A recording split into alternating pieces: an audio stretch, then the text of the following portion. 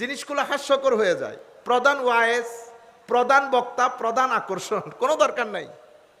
এতটুকু নফস যদি আমি ডেডিকেট করতে না পারি, স্যাক্রিফাইস করতে না পারি, আমি এখানে এসে ওয়াজ করলে হবে? হবে না। সুতরাং প্রথম বিষয় হচ্ছে অনেক বক্তা দিয়ে ওয়াজ করার কোনো দরকার নাই। আপনারা কার কথা শুনবেন, কতক্ষণ শুনবেন?